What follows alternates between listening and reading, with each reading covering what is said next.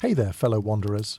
Tonight you find yourself stepping through an ancient time portal, where the cool Roman evening air grazes your skin, whispering secrets from a past where luxury knew no bounds. Imagine the scent of spiced wine drifting through the air, mingling with the intoxicating aroma of roasted meats wafting from opulent tables. The flicker of torchlight dances upon finely clad walls, adorned with murals depicting mythological feasts, and the gentle hum of anticipation echoes softly in shadowed corners. This is not a fairy tale, but rather a vivid tapestry of Roman reality, laced with the excess and extravagance that the empire is famous for. So before we dive deeper, I ask only this. If this kind of raw, unvarnished truth speaks to you, click like, hit subscribe, and leave a trace of yourself in the comments. Tell me your city, your time, your state of mind. Now, dim the lights. Let the hum of your fan blend with the wind of centuries past. Let's begin. And remember, in medieval times, even survival was a luxury. As you move further into this world, the very fabric of Roman feasts begins to unfold before your eyes. Glorious banquets are not merely occasions for dining, they are spectacles on a grand stage, where political maneuvers, personal dramas, and dizzying excess all play their parts. Imagine vast dining halls where marble columns soar majestically to support arched ceilings, and opulent furnishings set the stage for culinary masterpieces showcased beneath cascading chandeliers. In Rome, feasting becomes an art form, a statement as grand as the empire itself. You hear the click of goblets filled with mulled wine, their aromas interlaced with the scent of herbs and spices traded from the far reaches of the empire. These gatherings speak of a culture that exults in abundance, where the pulsating rhythm of lutes and citharas dances alongside the chaotic harmony of animated conversations. One mainstream historical fact stands out here. Banquets were often occasions for displaying one's status and wealth. A Roman host, often an influential political figure, would invite esteemed friends, potential allies, and rivals alike. These banquets were not just about the food, but served as social stages where alliances were forged or broken. To be invited to such a feast was, indeed, a sign of distinction. Amongst these displays of abundance and power, bizarre and eccentric culinary pairings emerge. You might witness a platter bearing the rare delicacy of roasted dormice stuffed with herbs and nuts, or perhaps a dish served with a flourish, such as intricate mosaics crafted from jellied fish. Lesser-known items, say flamingo tongues or even lark's tongues pickled in brine, often graced the tables of wealth, creating kooky yet luxurious diversions for diners. Among other creative diversions for diners, quirky yet captivating, these dishes underscore the unique tastes of Roman diners. The murmurs of historians still argue whether some of the described feasting excesses truly occurred as lavishly as chroniclers claimed. After all, the darker corners of opulence often become canvases for exaggeration. Nonetheless, the theme of grandiosity is a constant presence, echoing across the centuries. Your eyes might wander from the dazzling array of foods to the guests themselves. Roman diners reclined comfortably on cushioned couches arranged around a low table.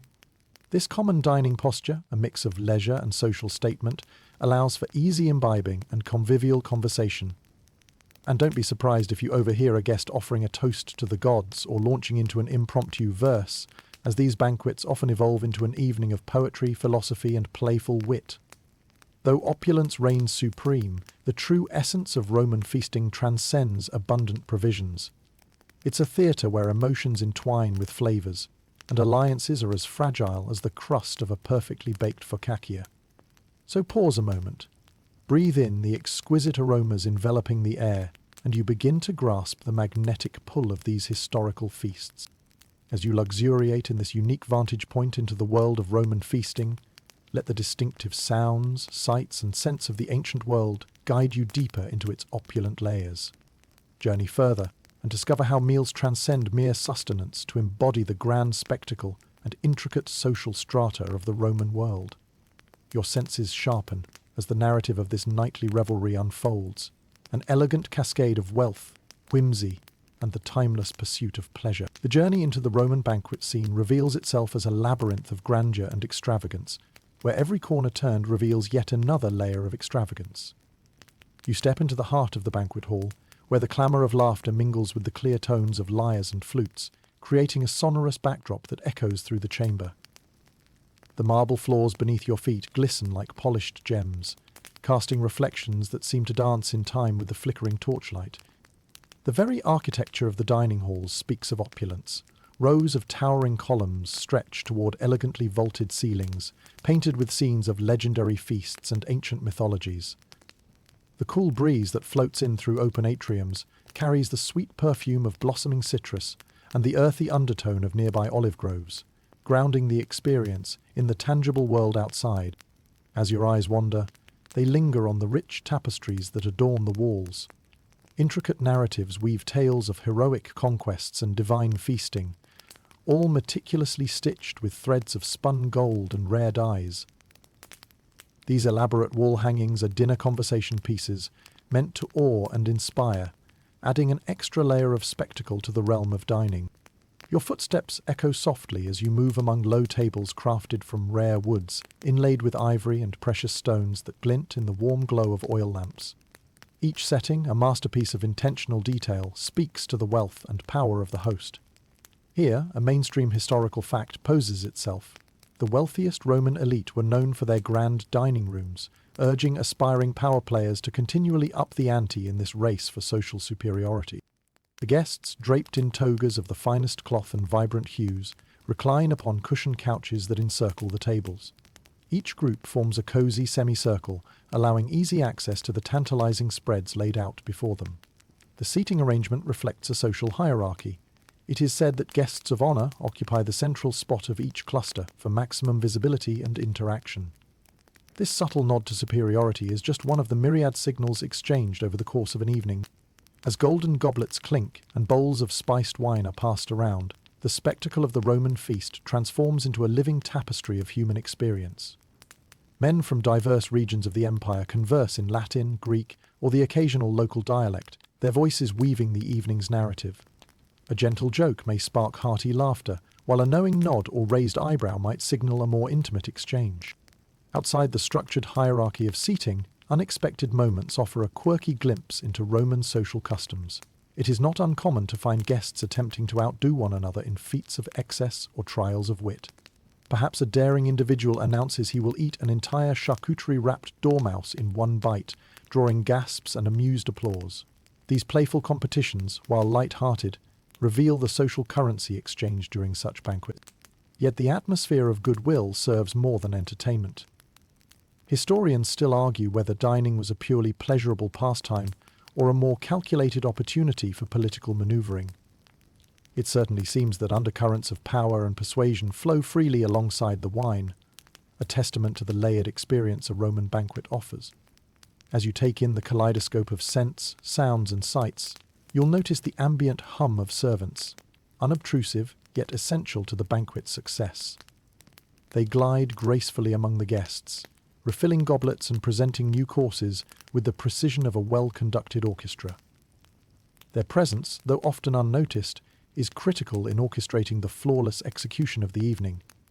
In this resplendent setting, we understand that Roman banquets are much more than mere meals. They are vessels carrying the currents of influence, pleasure, and societal standing. Whether you find yourself drawn to the delicate lattice work of flavors or the nuances of social interplay, the Roman banquet promises an experience as profound as it is sumptuous. Through the elegance and charm of these lush gatherings, the narrative of Rome's excess is vividly embodied within the confines of its glamorous feasting halls. These are the moments where political agendas dressed in spectacle, allowing guests to indulge in the larger-than-life atmosphere that was, in every sense, the embodiment of a powerful Roman Empire. As the languid evening unfolds, you find yourself drawn into the mesmerizing choreography of the Roman banquet. It is not just a meal laid out, but a grand procession of delicacies, a parade of culinary wonders that indulge the senses and ignite the imagination. Each dish is a marvel, a subtle masterpiece crafted with attention to detail, invoking both awe and astonishment among the gathered elite. We begin with the grandeur of the centerpiece dishes, exotic and awe-inspiring, proudly commanding the attention of the room. Imagine a magnificent roasted boar, its gleaming skin artfully adorned with garlands of vibrant herbs and aromatic spices, an offering fit for a king. Beside it stands a poached peacock, resplendent in full plumage, transformed into an edible installation that defies both gravity and expectation. As the servants glide amongst the guests, their trays a delicate balance of varied textures and aromas, the murmur of intrigued commentary fills the air. A dish of flamingo tongues is served, striking a bizarre yet compelling presence amongst the more conventional classics. This, a well-documented indulgence, simultaneously entices with its rarity and perplexes with its sheer extravagance. This penchant for the exotic extends further with dishes like boiled parrotfish and fried honey locusts, each prepared with such skill that their outlandish origins are nearly forgotten beneath layers of delicious craftsmanship. Yet, even amongst this decadence, nothing garners as much curiosity as the storied Roman delicacy, the sumptuous dish of patina of brains with pepper and eggs, which graces the table as a symbol of culinary audacity. To some, this might appear as excessive, bordering on absurd, but in the realm of Roman feasting, it is celebrated as a triumph of gastronomical artisanship. The remarkable array of flavours achieves a balance that is both intriguing and oddly comforting. Winding through the menu like a ghostly whisper is perhaps one of the most essential components of Roman culinary art. Garum. This infamous fermented fish sauce, rich in umami, brings a complexity to any dish it anoints.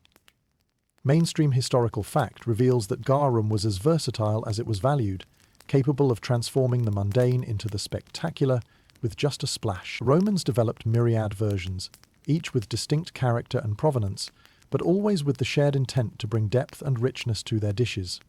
The fervour and creativity of Roman chefs do not merely cultivate complexity, but celebrate spectacle.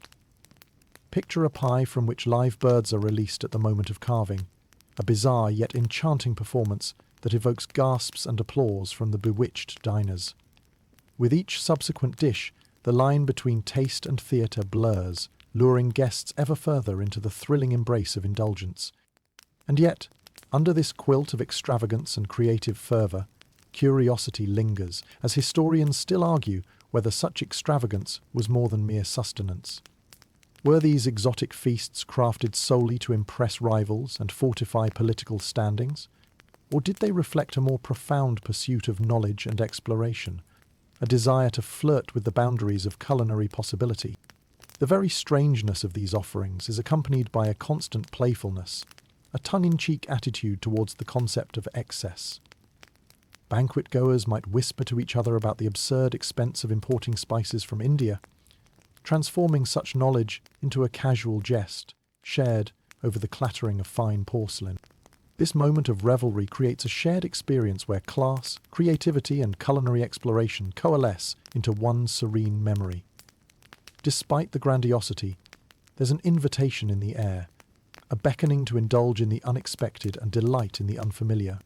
You conclude your exploration of this dining procession, knowing that its resonance extends far beyond the realm of simple gastronomy. It traverses the human experience, weaving a tapestry of culture, power, and leisure, leaving each participant with a tale to tell long after the torchlights fade. This is the heartbeat of the Roman banquet, a grand parade where each dish is a note in its symphony, each plate a page in its storied narrative. As the evening's revelry continues, let's slip behind the culinary curtain and meet the maestros orchestrating this feast, the Roman cooks, or cocus. These skilled craftsmen wield ladles as conductors would batons, their kitchens humming with the symphonic chaos of sizzling, steaming, and simmering.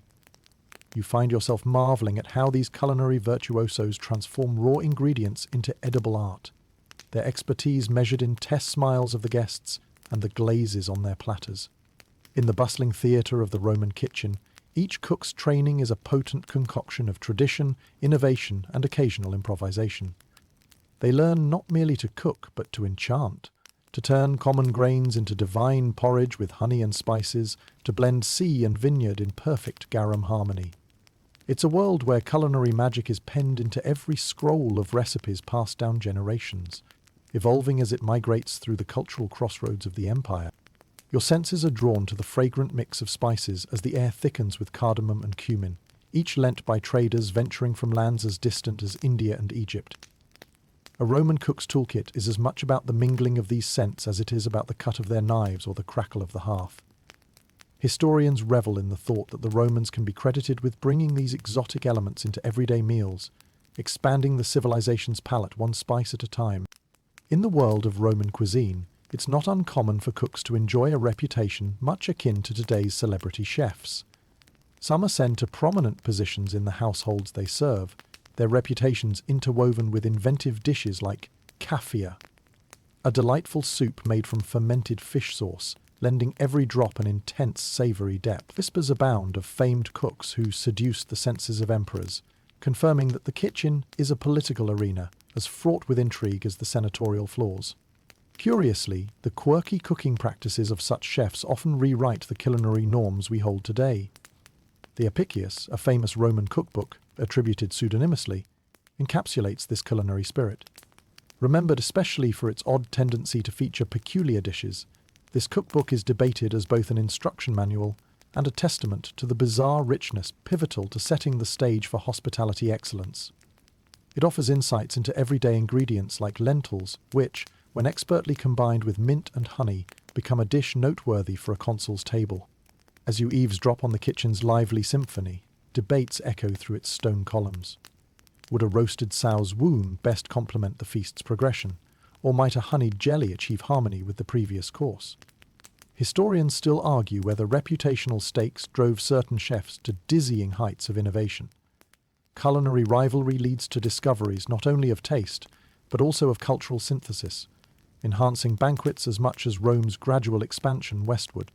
Now and then, even the most experienced cooks find themselves reliant upon age-old customs, interwoven with the unpredictability of their craft. For instance, cooking a flamboyant dish like stuffed calf's udders is an art that skirts the edges of tradition, teased out of ingredient constraints with imaginative binds. These skills stack like layers of phyllo in a syrup-laden placenta cake, influencing the meal's synergy and guests' giddiness as the evening softens. As the excitement simmers down, a small joke floats through the smoky warmth. A chef assures his guests that his secret saffron concoction doubles as antidote to a wine-fueled mirth. But beneath playful banter lies the secret strength of these culinary witches, who conjure dining wonders and weave the cultural fabric of feasts. In the quiet interstice of clatter and sigh, you sense how the cooks breathe life into the Roman feasts, composing rhythmic melodies of flavour and tradition, crafting an experience where even the clinking of spoons draws unwary souls into the banquet's enchantment.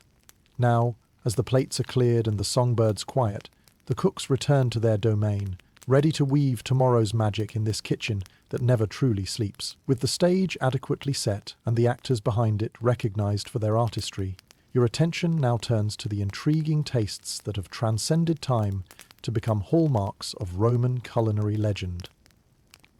Imagine, if you will, a platter set before you, where a steaming eel pie beckons with the richness imbued by its golden crust, and a hint of garum weaves its savoury magic across the air. Here, the Romans blend simplicity and complexity into delightful conundrums that taste as much of the earth as they do of the sea and sky. Eel was as much a staple in Roman kitchens as it was a symbol of culinary ingenuity. Its rich, delicate flesh provided a blank canvas for the artistry of Roman chefs, who transformed it into myriad forms.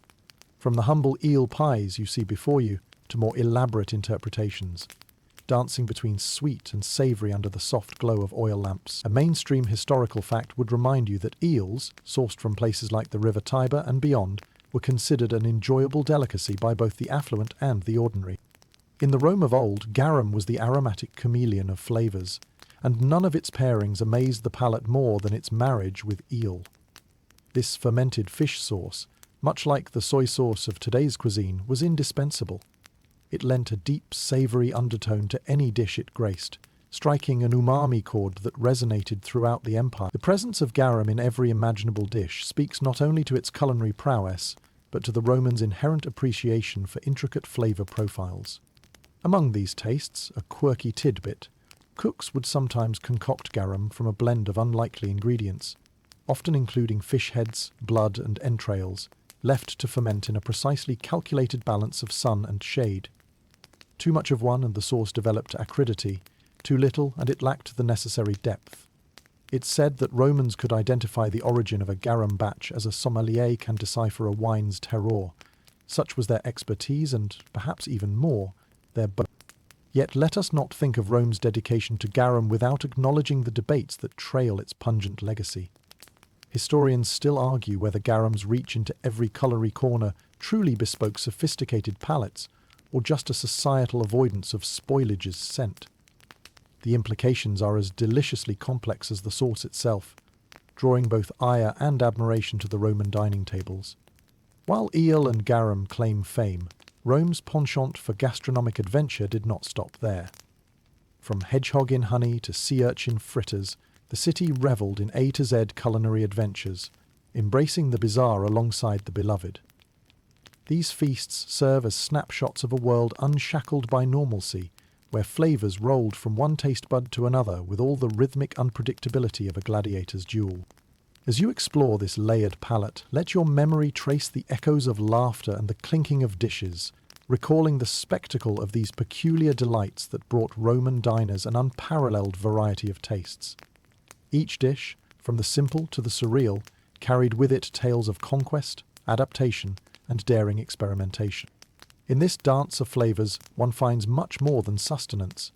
It is a journey of discovery, both past and present, a venture into what the Romans believed made life worth savouring: mirth, adventure, and the unyielding companionship shared over their transformative feasts. And there, amidst the flavour-mad jamboree, these eels and essences evolve not just into a meal, but into an emblem of a truly Epicurean Rome. Past the fading evening and into the chronicles of history, the Rome of today remembers, with a laugh, the bite of an eel pie and the lingering aftertaste of garum. A dance on the tongue, vibrant as the histories that frame their timeless feasts. As you'll notice in this captivating journey through the Roman world, feasting was not confined merely to opulent dining rooms or celebratory banquets. Sometimes the stage for such culinary theatre was set in the amphitheatres themselves, the arenas where the clang of swords and the roar of the crowd marked the tapestry of the Roman spectacle. Step closer now and witness the curious phenomenon of gladiatory feasts, a fusion of blood sport and culinary indulgence, where feasting was as essential as the spectacle of combat. Imagine attending a gladiatorial game, that pinnacle of Roman entertainment where bravery meets brutality. But beyond the thrill of clashing swords and the suspense of life or death outcomes lies a lesser-known narrative: the lavish feasting that often accompanied these events. Not an element often showcased in our modern retellings, yet critical to Rome's cultural ethos. The elites would host grand feasts for these occasions, blending the excitement of the games with the boisterous indulgence of a banquet. As you survey the arena alongside the mastery of martial skill, the mingling scents of roasted meats and spiced wines entwine with the dust and anticipation in the air. Large pavilions are erected for the comfort of patrons, offering shaded respite and endless trays of fare to savour as drama unfolds in the sun-drenched oval below. The backdrop of combat provides an edgy contrast to the sumptuous foods served to observers, setting a scene both extravagant and oddly discordant. Here, anticipation dances as severed lamb dressed with herbs fills the air, its savoury scent carried on the breeze to the rows of spectators, eager for not just spectacle but sustenance. From simple olives dusted with fennel seeds to opulent platters of roasted fowl, these feasts celebrate the empire's might and wealth as assuredly as the gladiators battling beneath watchful eyes. The mainstream historical fact of note in these settings is the social layers exposed through food and seating. Not everyone reclined in luxury. While patricians enjoyed roasted animals and exotic treats, the plebeians consumed simpler fare, often bread paired with thin cheese and watered wine. For them, joining such festivities was less about food's flavours and more about communal experience, a shared moment in the shadow of a grand spectacle, where Roman identity thrived amidst collective viewing and shared morsels. The day unfolds amidst triumphant cries, laughter, and ominous silences. Yet amongst this cultural celebration, the dining experience carries its peculiar quirks. Some Roman hosts, driven by whimsical indulgence, choose to replicate particular combatants' armour in the shapes of their pastries, crafting a plate of doughy gladiators, elaborate and edible, to mirror the vigorous figures in the arena. It's a niche whimsy, admired for its creativity, yet all too reminding of the sharper reality below. It's fascinating, against this bustling tableau, to recall how historians still argue whether the elaborate feasting accompanying such games was truly as lavish and deliberate as chroniclers suggest, or leaning towards law's sumptuous embellishments. However, the constant remains that, like the games themselves, these banquets were woven deep into the fabric of Roman life, a marker of wealth's power and spectacle's hold. These gatherings also had a curious secondary role, allowing scenarios where nouveau riche patrons could navigate the delicate dance of social acceptance and find place among the city's intellectual elite through impressive hospitality.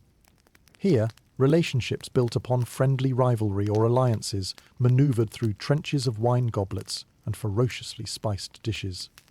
As you let your thoughts linger over this chapter of history, take a moment to consider how these feasts might parallel our modern worlds of entertainment, dining, gala events that thrill the senses both dramatically and gustatorily. Even amidst the ancient contradictions of brutality and gastronomy, there lies something distinctly human about our attraction to these complex narratives.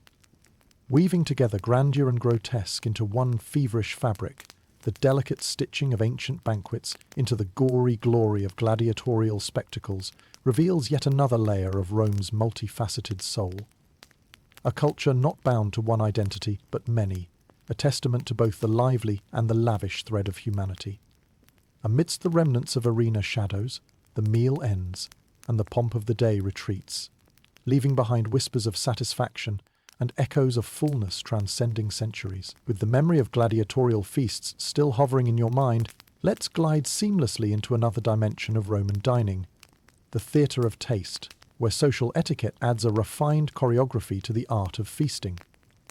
Imagine entering a dining hall pulsing with the quiet symphony of music, the clink of finely crafted utensils, and the low murmur of polite conversation. The Roman banquet was more than a setting for culinary artistry. It was a formal dance of manners, where dining etiquette dictated not only the order of dishes, but the very social fabric of the event. Picture yourself reclining on the left side with your fellow diners, an arrangement that not only facilitates relaxed eating, but integrates Roman philosophies of leisure and pleasure, a soft mockery of today's chairs. You observe your surroundings, where hierarchy determines proximity to the host and governs the flow of conversation. In this curated social arena, a simple act of passing a dish or offering a drink evolves into a subtle declaration of allegiance or affront. As the evening unfolds, plates are brought forth in structured progression, a purposeful rhythm that caters to the whims of appetite and amusement.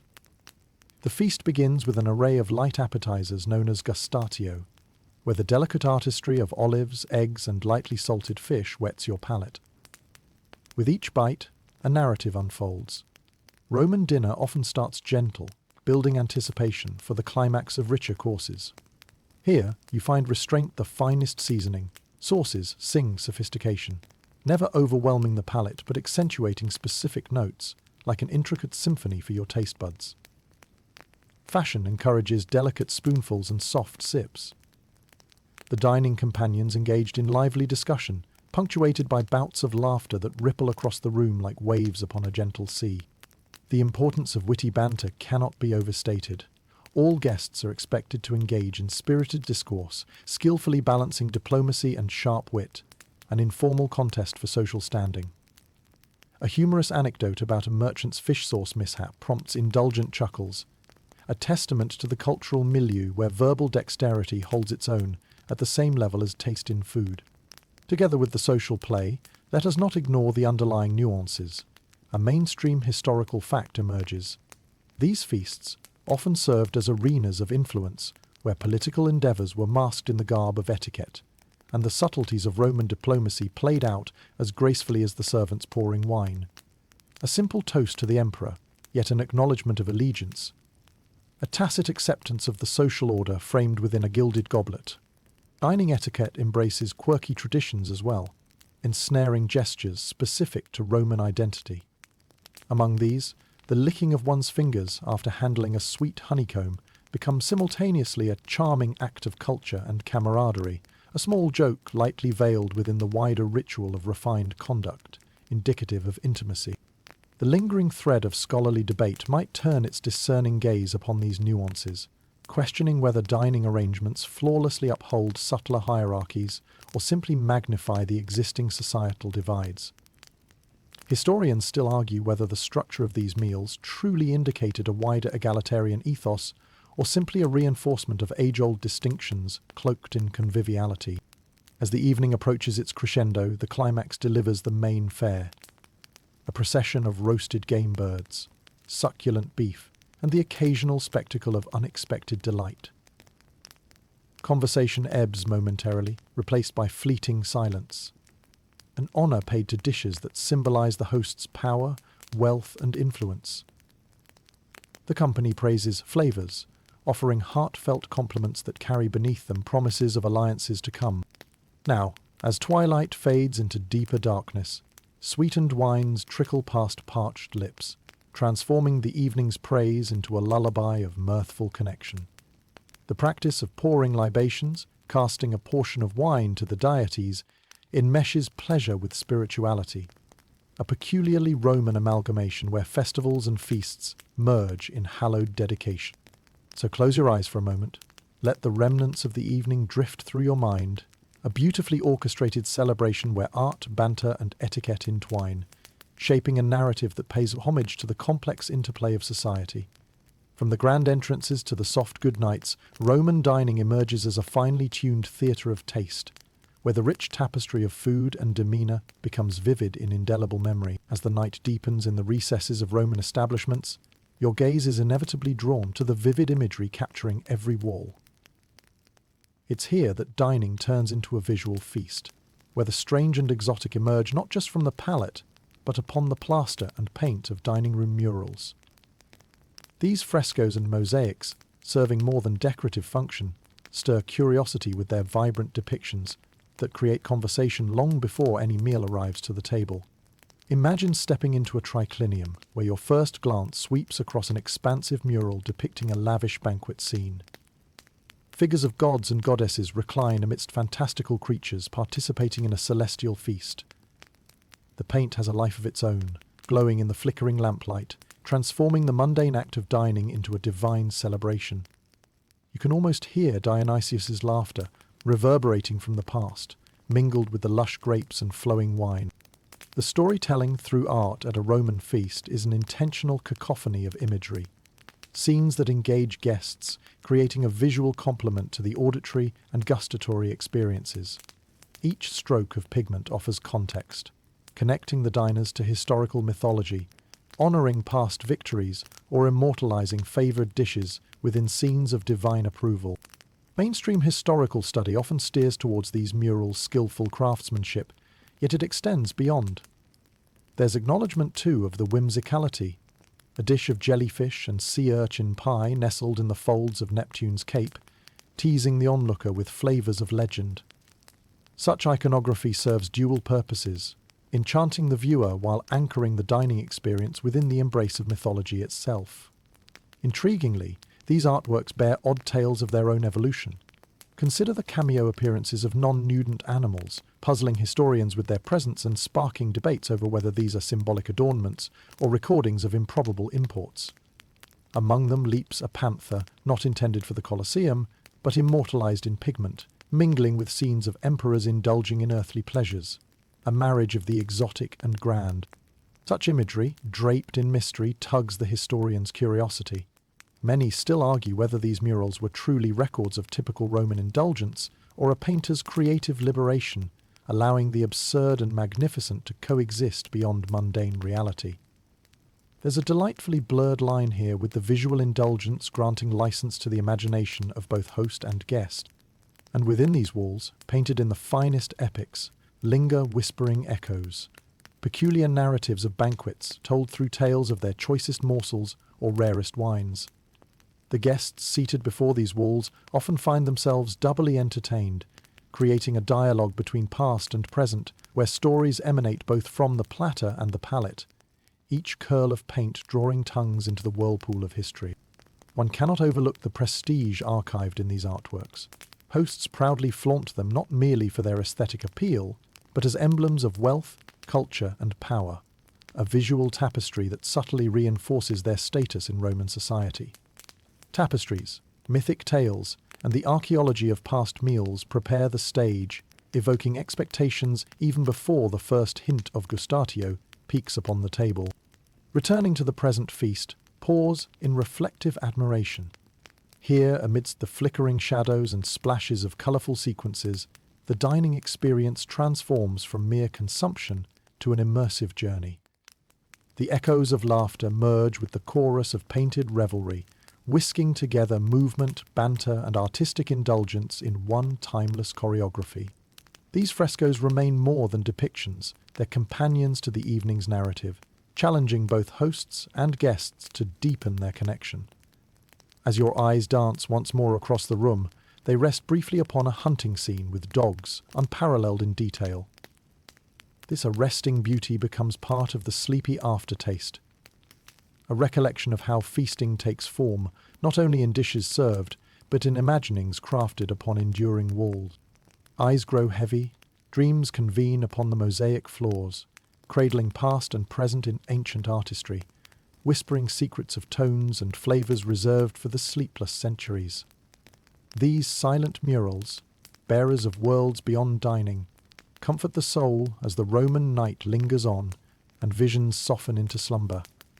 Timeless tales etched upon the midnight morrow, leaving behind the vivid murals and the rich tapestry of imagery, turn your attention to the nuanced social intricacies of Roman feasting, where the role of the patron weaves a fascinating narrative of reciprocal obligations, generosity, and strategic social maneuvering. As you sit comfortably amidst a gathering, imagine the host, a figure who possesses not only wealth but a keen understanding of the unspoken contracts underpinning these indulgent gatherings. In Rome, the role of the patron is far more than just a provider of lavish dinners or a purveyor of ornate entertainment. Rather, it's a delicate dance on a tightrope of power dynamics and social expectations. Hosting is an art form in itself, a calculated performance where each course serves as an overture to the next, crafting opportunities to impress guests and reinforce alliances. A mainstream historical fact illustrates that Roman patrons lavished resources on their guests to demonstrate munificence and maintain societal status. Fulfilling this role meant offering not only food and drink but also entertainment and intellectual engagement. From readings to discussions on philosophy or politics, you would hear an orator recount tales of imperial conquests or a bard's melodic homage to the divine, artifices interwoven with the evening's indulgences. For a Roman patron, reciprocity was a vital currency. Inviting someone to your table obligated them to extend their own hospitality or return favours in the realm of politics, business, or social standing. This reciprocation might occur through future invitations or acts of patronage, creating an intricate web of debt and alliance that bound individuals tightly within the societal corpus. Your presence at such a table signifies not just friendship, but a mutual agreement to bolster each other's standings in the community. Listen carefully, and you may hear the subtle exchanges of agreements masked as whispers over cups of wine, promises of support or strategic nods toward shared goals. These engagements, though often unstated, carry the real weight of influence, turning feasts into stages of potential that go beyond culinary delight. Among these elaborate rituals of guesthood lies a quirky contrast. Some patrons delight in peculiar spectacles, like hiring mimes or jesters to offer comic relief amid the serious business of alliance building. Even the emperor himself would sometimes engage in such theatrics, amusing and endearing himself to his courtiers through whimsy, a move that can subtly recalibrate power structures and remind onlookers of rapport's importance. Yet historians still argue whether this generosity, ornate in its expression, always reaped genuine friendships, or if it was a mere transaction cloaked in civil decorum. Was a genuine connection fostered amidst garlands? Or did it merely wrap the scene in ephemeral camaraderie, dissolving once the dining couches were empty and plates were cleared? Even with all the strategic manoeuvring, the act of hosting invites a certain warmth to the table, a quiet human intimacy where bonds might deepen over shared laughter or dispute. It remains a space where rivalries simmer down beneath the warming glow of companionship, if only for an evening. As the feast unfolds around you, these dynamics shimmer in the warm, candle-lit glow of the gathering. You observe the delicate conversations with dawning comprehension of what it truly means to break bread at this ancient table. It's far more than just an evening of merriment. It's a complex tapestry of social bonds being woven together, thread by careful thread. A moment of silence settles briefly over the table, a pause in the natural rhythm of the night, where reflection rings clearer than speech. Here is the soul of the Roman feast, above and beyond the Epicurean delight, a gathering where patronage becomes kinship, serving as a reminder that in this ancient world, the ties of a meal extend beyond sustenance into the vital essence of society's very identity. As the gathering draws to a close, feel the invisible threads that have been spun around the room, uniting host and guest, leaving behind the idea that a feast is both an invitation and a lifelong contract amidst laughter and legacy. Such is the tale of the Roman patron, one draped in both obligation and opportunity, and although the diners may depart, the essence of their conviviality lingers long into the recesses of the night. The ties, invisible yet ever present, bind together the stories of Rome, from dusk of one age to dawn of another.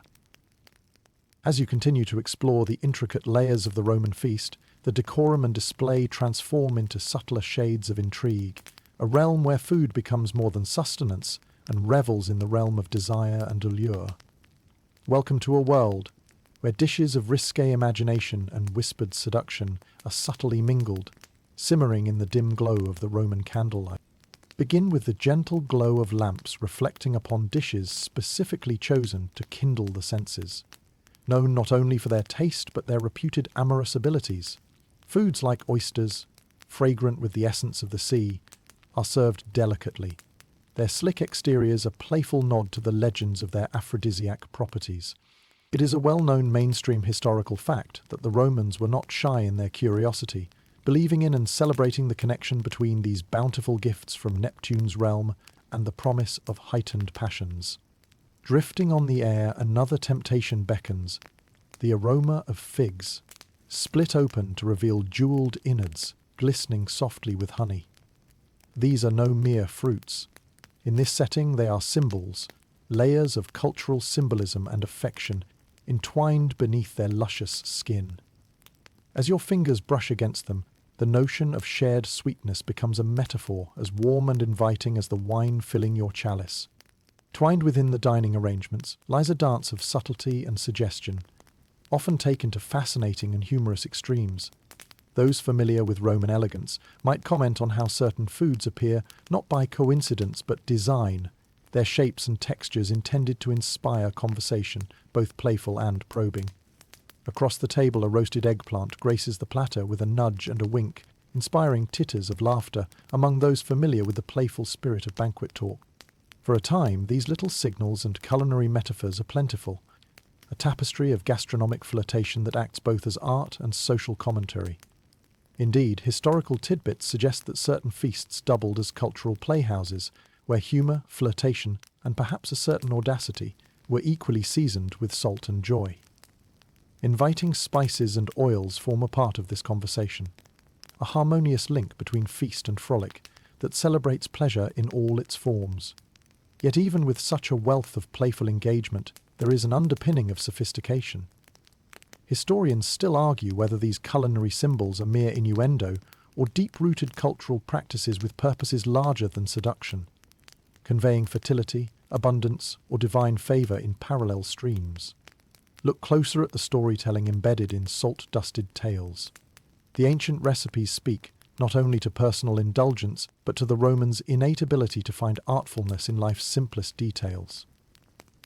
Dishes like lark's tongues, served in a delicate aspic, signify both a status and a gentle nod to the eternal pursuit of culinary pleasure. A life philosophy extending beyond corporeal indulgence into the abstracted joy.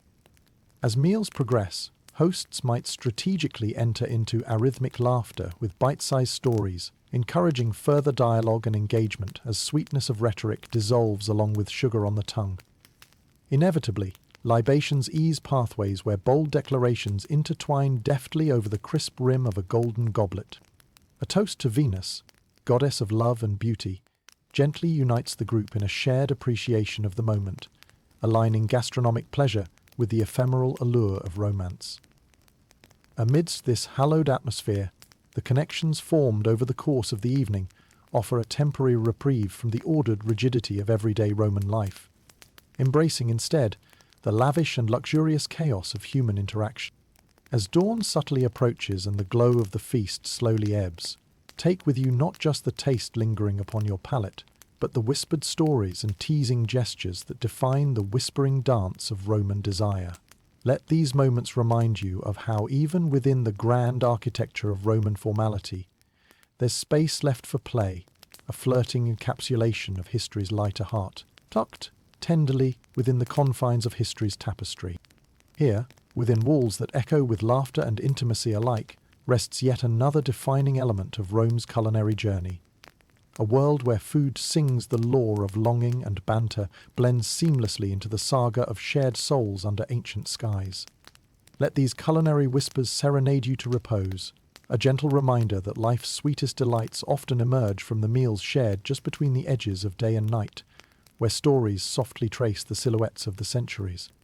Turning from the nuanced interplay of sensory indulgence, let us now explore the Roman penchant for visual extravagance, the art of presentation, a crucial element of their feasting culture. As you find yourself seated at yet another sumptuous banquet, notice how this age-old adage, "we eat with our eyes first," becomes a living experience, alive on the platters that adorn the emperor's tables. Imagine the scene unfolding before you. A roasted hare arranged so meticulously that it seems poised for flight, its crispy skin shimmering in a golden glaze. This isn't your average entree. It is a revelation of culinary craftsmanship, engineered to both dazzle and delight. Beyond mere sustenance, the presentation of food becomes a narrative, each dish a tableau vivant speaking of sophistication and foresight. The Romans were masters of turning a meal into a sensory spectacle, where presentation mattered almost as much as taste.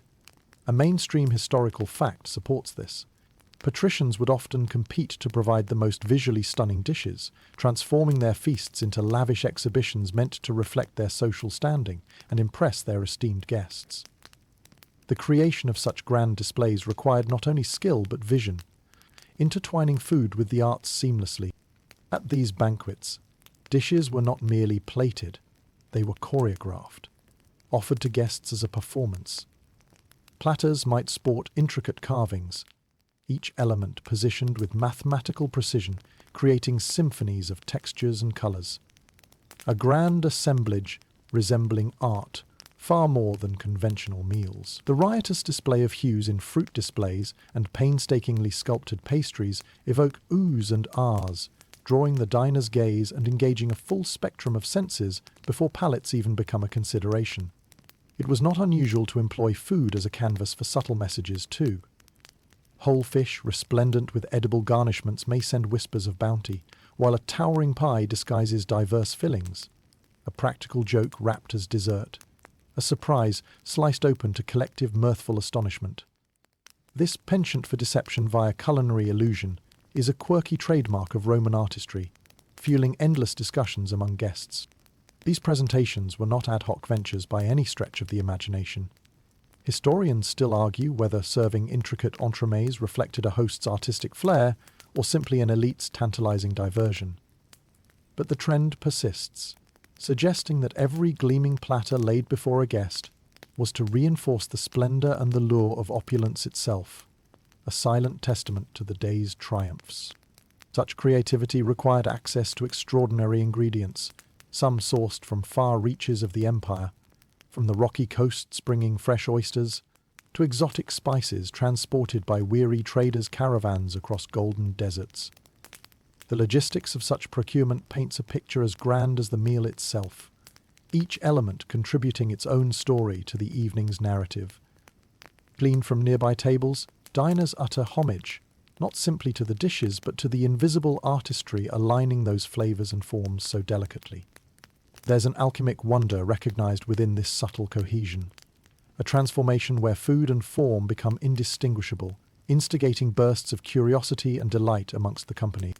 In this expansive theatre of taste, it's important to note that presentation transcends mere aesthetics, exerting influence over the perception of taste and texture, transforming even simple grains or vegetables, borrowed from everyday Roman fare, into feasts fit for emperors. Here, Artistry does not merely accompany feasting, it elevates it, curling its delicate tendrils through the spectrum of tradition.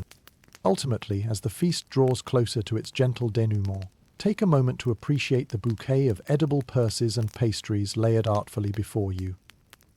A subtle metaphor for the layers of Roman life itself.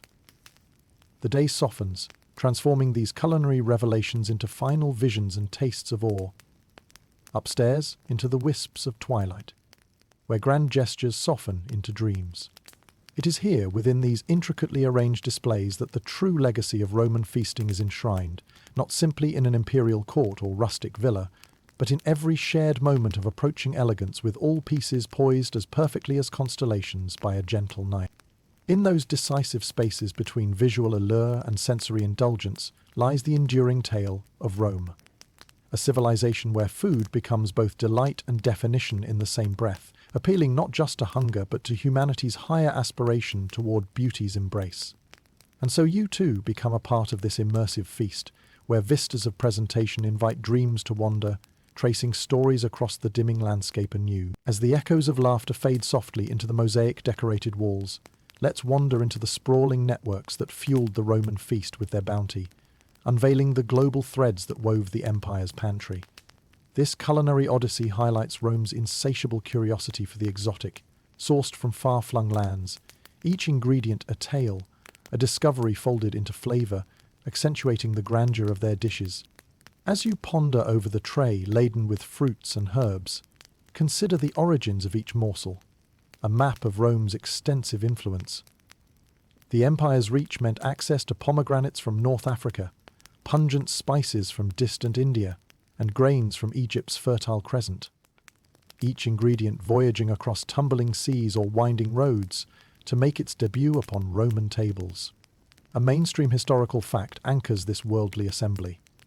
Rome's vast trade network, unparalleled for its time, spanned continents, delivering staples along with more exotic fare. The famed Silk Road, not just a channel for luxurious textiles but also a vein through which spices flowed, enriched the Roman appetite for diversity in flavor and form.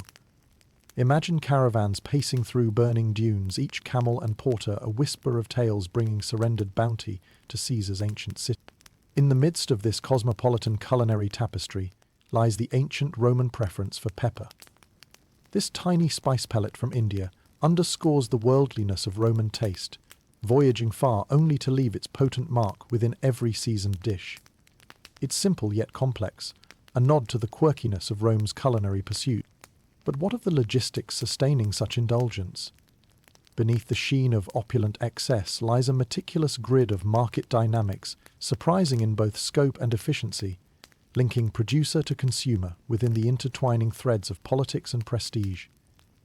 Trade routes function as Rome's arteries, pumping a rich continental bounty into provincial veins. Pivotal ports such as Alexandria bustled with activity, choreography aligning maritime maneuvers with an imperial rhythm demanding grapes, oils, and fish sauces be seamlessly exchanged. Historians still argue whether these routes reflect a seamless expansionist vision or a stratified exploitative endeavor. Regardless, the splendid outcome, one that allowed even mundane meals to boast of a multitude of geographies, provide insight into ancient culinary wanderlust. Amidst this symphony of trade, you encounter the ingenuity of preservation, culminating in such quintessential Roman commodities like salted fish and preserved fruits. These sustainable solutions trail delicious legacies, tapping deeply into the labyrinth of need and innovation, ensuring Roman tables sang with abundance, even during lean months when breath turned frost. Imagine the delight in the faces of Roman hosts as crates of silks and spices were unpacked, revealing surprises destined to amaze dinner guests. The precious cargo would transform kitchens into vibrant laboratories, and cooks into whimsical alchemists, able to perfect the marriage of terroir and taste beyond the earth-bound constraints of a singular region.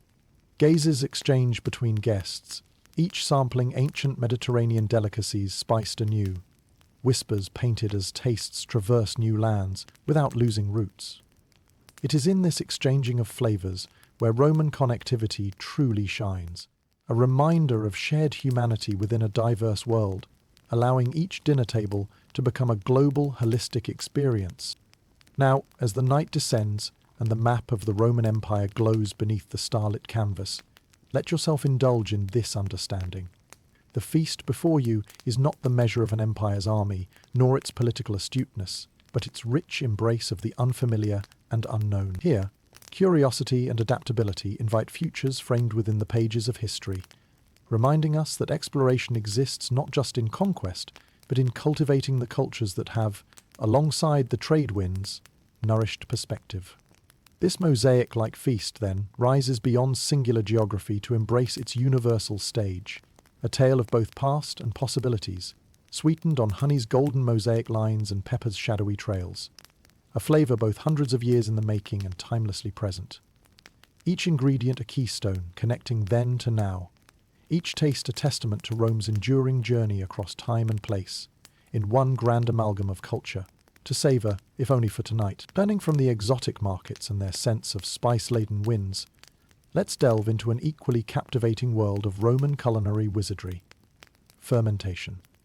This ancient practice, as rich in tradition as it is in mystery, intrigued the Romans, inviting them to experiment and innovate within the boundaries of taste and texture. Here, in the quiet corners of bustling kitchens, where amphora breathe atop wooden shelves, fermentation takes centre stage, its subtle presence interwoven with the life and soul of the Roman table. Imagine entering a storeroom, dimly lit by the golden hues of a waning sun, the air redolent with the sharp tang of vinegar and the earthy aroma of fermenting legumes. Amidst this quiet cacophony, smells coalesce in near musical harmony, creating a tapestry as intricate as any fresco found in the palatial triclinium. Fermentation, after all, is an alchemy only partly understood, a living art that has captivated cooks with its transformative power over humble ingredients. From the ubiquitous garum, Rome's culinary secret weapon, a fermented fish sauce with unparalleled umami, to the easiest pleasure of preserved olives, fermentation was a beloved method of the ancients. Mainstream historical accounts highlight Roman passion for such sauces, crafted with diligent care, aged in pottery meant to infuse every dish with a rich, savoury depth. These naturally occurring processes allowed for long-term storage and added layers of complexity to the simplest of recipes. Peek into the earthen jars, and 5-day-old wheat turns into bubbling, tangy sourdough, a bread that graces many Roman tables. Its airy, crust-soft presence complements the decadent feasts, a testament to Rome's countryside loaves, remembered between traded bites of honeyed cheese and salted fish. The ancient world's curiosity doesn't stop here. As you glance through the kitchen, you'll notice the jars of pickled vegetables, carrots and radishes marinated in vinegar that swirls with herbs, serving both public feasts and private tables. These delightful pears are quirky culinary tidbitles, inviting Romans of every class to enjoy, minstrels of acid harmonizing with savoury songs of sustenance. Yet, as with every culinary marvel, fermentation is not without its open queries. Historians still argue whether the art of fermentation was purely driven by necessity, an efficient method to preserve resources in precarious times, or a more adaptive journey into enhancing and elevating flavours. What remains certain is the societal penchant for inventive play stretched into all corners, embroidering paean from necessity into indulgence. Amongst these tuneful concoctions, wine and vinegar shared an especially intimate bond with fermentation, a pairing that ages through time immemorial.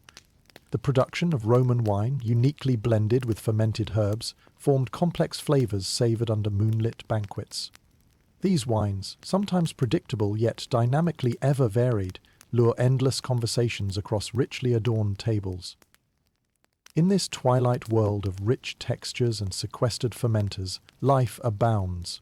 Beyond producing essential sustenance and securing culinary enhancements, it connects the infinitesimal of yeast or bacteria with infinite possibilities left to the concoctions of the future. As the evening advances, the echo of footsteps resonates within corridors once heavy with the scent of possibility. Within each jar rests more than just ingredients. They are earthen vessels of discovery and contemplation. Fermentation's narrative endures as one of nature's gentlest whispers, persisting through every feast that honours its complexity. So let these fermented notes dance upon your palate, with stories modern and ancient woven together by time's patient hand. allow curiosity to ferment into dreams spiced with possibility, connecting landscapes and generations in a symphony of tastes, scents, and silences. For here, within this intricate dance, lies one of Rome's most subtle treasures, a journey toward patient understanding, abiding ever-present between the airy notes of past meals and future feasts.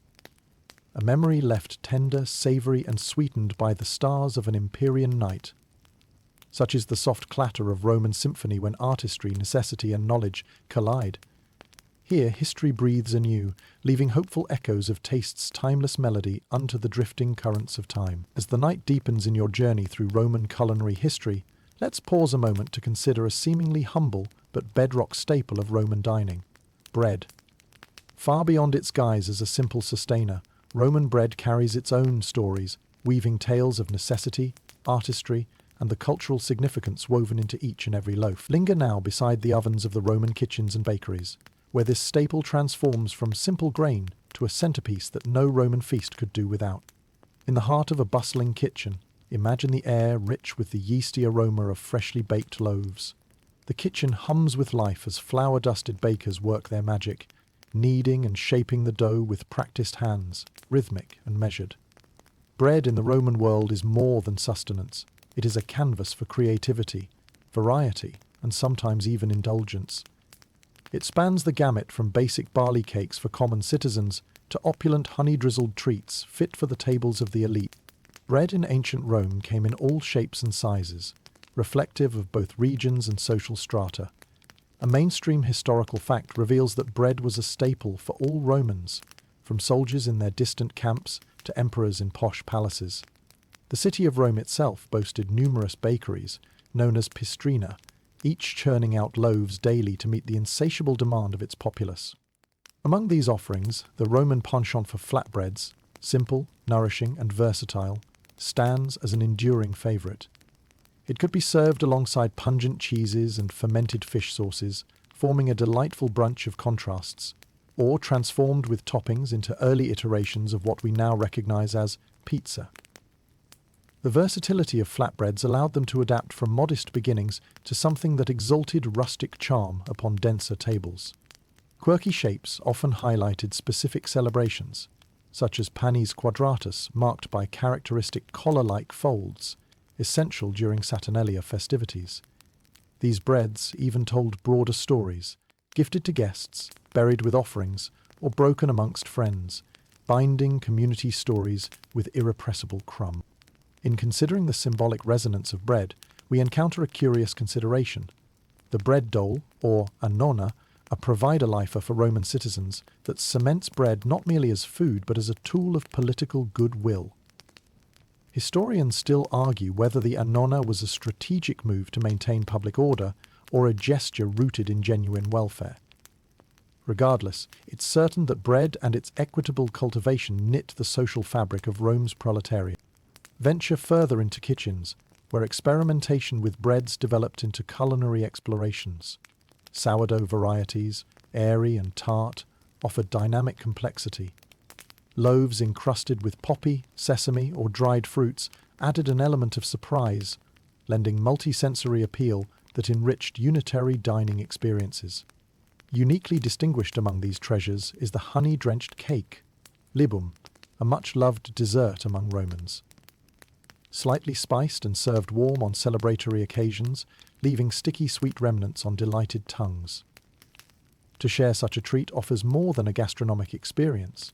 It becomes a symbol of bounteous affluence and communal joy, deeply planted in the roots of Roman tradition. Engage finally in the dulcet rhapsody of crumb, texture and scent woven into the advent of Roman ovens. A charismatic hearth where culture and community breed, not just warms but wisdom across its coalescence. For it is here in these ovens where ancient peoples learned, through trial, error and awe, the miraculous rise that transforms simple grain into a symbol of prosperity and unity. Gaze into the flickering flames that gave birth to these loaves, recalling how each bread cradled stories in its very folds. The simple sustainer tied irrefutably to society's heart. As you stand there, tasting and imagining, let your thoughts drift to the larger table of history where bread, indeed, becomes more than the sum of its parts. a nourishing embrace binding past and present in each mouthful shared under the Roman moonlit skies. And so the Roman tale of bread concludes where it began, amidst the twilight embers of ancient bricks and the whispers of grain's ancient wisdom tucked soft upon lips. A gentle sharing that remains steadfast across the ages, a story, a legacy, beloved by time. It resonates even now, coaxing us to savor not just sustenance but its storybook solace, cradled in every gracious slice. As you move from the warmth of the ovens, let your senses guide you toward another cornerstone of Roman culture, the artful rituals and boisterous joys of drinking. Picture a world where the clinking of goblets and the flowing libations crafted a dynamic rhythm that echoed daily across Roman life. Step into this vibrant psyche, where drinking was not just an act of consumption, but an experience woven with philosophical musings, reverent toasts, and spirited camaraderie.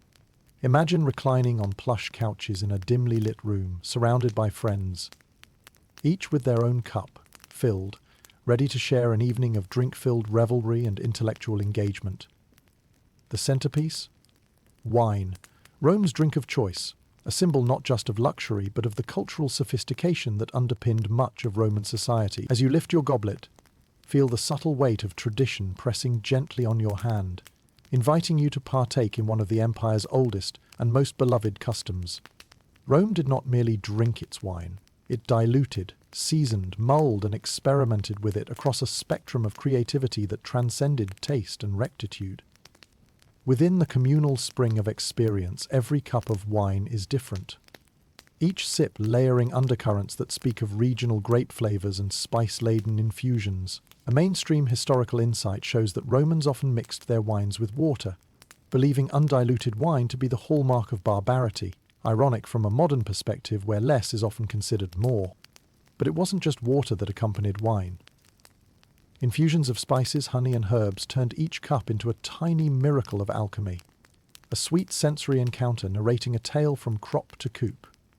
Mulled versions, sweetened with pomegranate or quince, spilled a familiar delight upon the lips, linking sweetness and warmth in drinkable pleasure.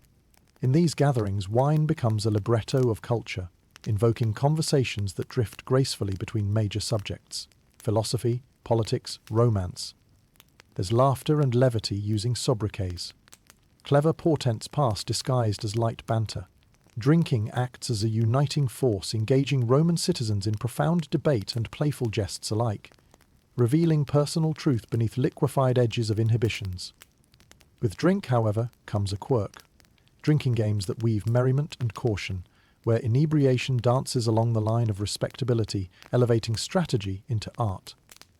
In gregarious company, tossing dice or riddles conquers against wine's haze, adding an element of competitive frivolity to the evening's allure. Breaking the ice, these activities extend revelry beyond temporal borders, soaking participants in commitment to moment and memory. Surprisingly philosophical, these libations often meander into spiritual realms, be it through the pouring of libations for the Lares and Penates, household deities, or the reverent offering to Bacchus, the god of wine, whose mythical presence lingers over each gathering. Such acts found bridges connecting the mundane to the divine, casting toward the stars wishes and whispers akin to vespertine prayers. Yet, while historians still argue whether the apparent excesses of Roman drinking culture reflected decadence or a structured tradition of both joy and restraint, the cultural imprint remains undeniable. This liquid-legged dance bridges Rome's societal layers, from lavish banquets to simple toasts on rustic disseminated terraces, reiterating the narrative where social acts became profound ponderables.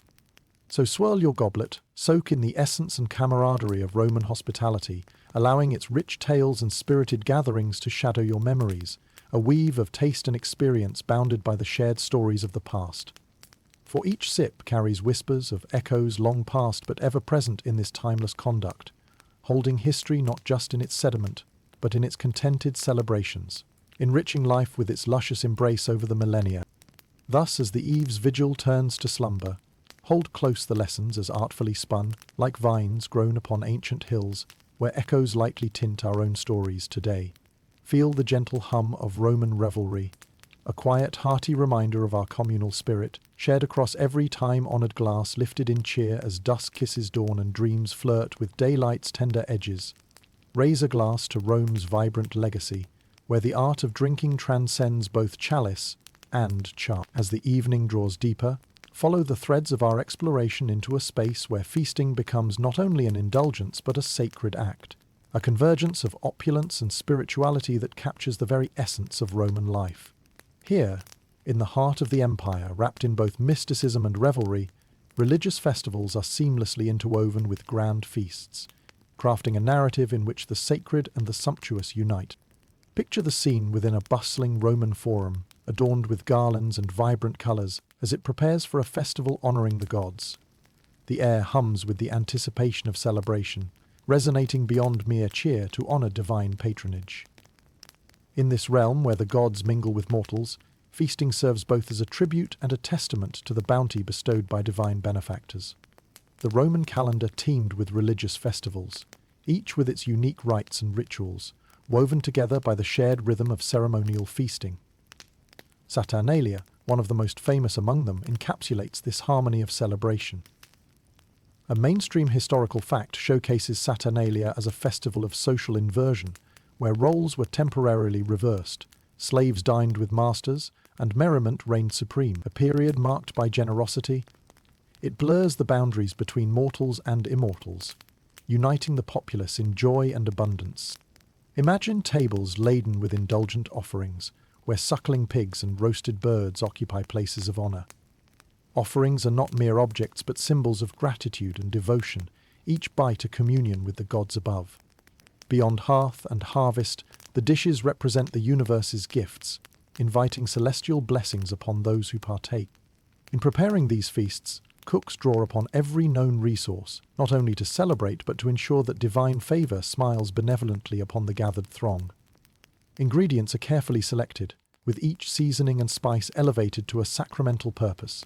Olive oil shines like liquid gold, pork fat hisses upon hot surfaces, while herbs invoke freshness, fidelity and flavour. One quirky custom often found entwined with these festivals is the burial of fish bones or entrails as offerings, believed to appease the chthonic spirits dwelling beneath the earth. Such acts of symbiosis illustrate ancient Romans' recognition of life and death's delicate interplay, a bridge contemplatively adored with shared feast and fervent ritual. Yet the beliefs underpinning these festivals are not free from scholarly debate. Historians still argue whether feasting during these events functioned chiefly to please the gods or primarily to reinforce communal ties and ensure social stability. Was it divine appeasement, where earthly delight united piety with pleasure? Or was the celebration itself the gift, kindred to conviviality's irrepressible cadence? This question flits amongst the history-laden halls as a testament to Roman ingenuity's endless wonder. As you sit amidst the flicker of torchlight, surrounded by laughter and liveliness, the boundaries between sacred and profane blur within the artful textures of the meal. Libations poured for gods blend seamlessly with toasts among friends, crafting a mythic tapestry that transcends the confines of a singular table. The mirrored surface between earth and divine resembles a goblet brimful of celestial stories, echoing gentle abundance. As the star-flecked night deepens, leaving tender imprints upon the solemnity of evening gatherings, remember that these feasts serve to console and conjoin the divine and the devout. Here, the sacred groundwork upon which Roman identity stands forms not merely with bricks and mortar, but with celebrations that give breath across corners of a sprawling empire. Through the ritual we share, the harbours of history open their arms wide, welcoming repose into the serenity brought through reverence, feasting, and faith's fervent embrace. So let your journey through the divine and delightful resonate across planes and history's pages, weaving a tapestry of festivities immortal. For these are stories sung into being by the dance between heaven and earth, tales held within every celebratory cup, submerged in both golden light and shared laughter through time. Thus, as night whispers softly across bowed heads, the shapes of feast-conceived fortunes offer gentle consolation around a fire, a refuge fortified across centuries by the sustenance of spirit, echoing proud, tender, and inseparable from Rome's grandest heartbeats. Hidden through these vignettes of celestial and corporal vulnerability lies life's most treasured indulgences, the eternal feast within dream's sacred embrace. As the tapestry of Roman feasting unfolds further, let yourself be drawn into the intricate web of relationships that often blossomed over the course of a meal. In a world where social alliances were as fluid as the wine that flowed during banquets, romantic pursuits and curious romances played out amid the clinking of goblets and the passing of platters. Here, in the soft glow of a Roman dining room, feasting becomes a stage where love stories breathe life, weaving intrigue and intimacy into the rich tapestry of conviviality. Picture yourself lounging comfortably on a silken couch, the ambient warmth of laughter and conversation enveloping you. Around you, the interplay of glances and whispers creates a delicate dance of courtship and flirtation. It is in these moments, beneath the veneer of decorum, that subtle tensions bubble forth, hinting at tales of affection shared discreetly between courses. In the Roman world, where arranged marriages were common and one's social standing often dictated matrimonial choices, dinners often provided a rare space for genuine romantic connections to flourish. A mainstream historical fact reveals that the dining room was a favoured venue for such interactions, offering a relaxed setting where hearts might align away from prying eyes and formal constraints. The warm, mellow environment of the feast acts as a crucible in which genuine bonds may be forged amidst the din. Food itself played its role in this theatre of romance. Potent aphrodisiacs disguised as kind offerings or sweetmeats shared in intimate gestures of camaraderie. Think of ripe figs shared between laughing lovers, each morsel a promise, each bite a shared secret. For those well versed in the art of subtle persuasion, even the arrangement of fruit or the choice of wine carried messages that spoke beyond spoken language. The tapestry of these romantic feasts combines playfulness with formality, inviting couples to indulge in witty exchanges, banter that tests the waters of compatibility through double entendres concealed within layers of earnest discussion. This nuanced communication, wrapped in the evening's gentility, permits flirtation to flourish without risk of affront. It is a dance as old as the ages, a charming game played between winks and sighs. The quirky involvement of fortune-tellers or haruspices in some Roman households underscores this play. To some dinner parties, these seers were invited to entertain, but keen guests might seek clandestine romantic foresight in their readings, pushing the boundary once more between fate and desire in a social interplay that blurs lines between jest and earnestness. Certainly, historians still argue whether these romantic antics within a Roman feast were encouraged by hosts wishing to bolster social alliances or frowned upon as distractions from political engagements.